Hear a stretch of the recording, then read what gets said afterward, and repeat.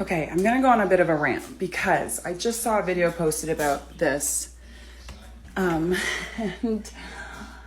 so 3 nights ago, I was watching the news, as I do, and big fucking mistake.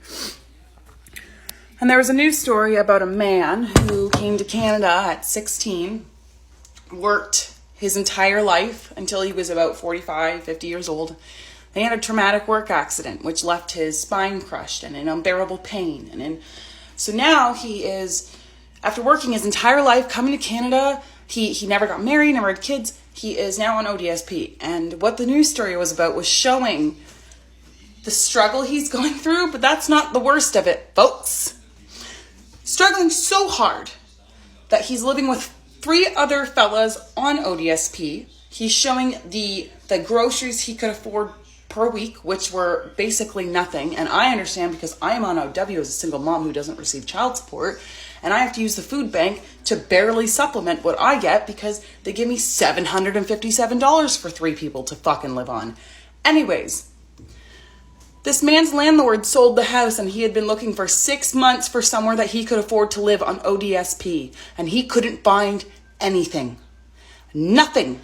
So next month he will be homeless. So instead, because he lives in chronic pain and he's Canadian, he has signed up for MAID, medical assisted death. And he is going to get that death because the government would rather the ODSP people sign up for MAID and die than take care of their own Canadians.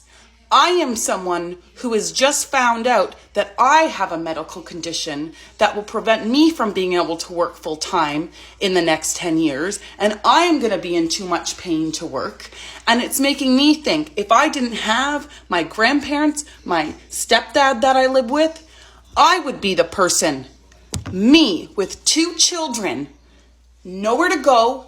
All the women's shelters are full. The housing list for emergency housing is 7 to 10 years where I live. And you know what they do for people like me? Nothing.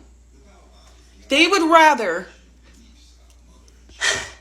a Canadian who came here from another country for a better life, they would rather have him get a medical assisted death at 65 years old than help him find somewhere to live in a country where he thought he would have a better life. And the woman looked at him and said, "Do you want to die?" He started bawling.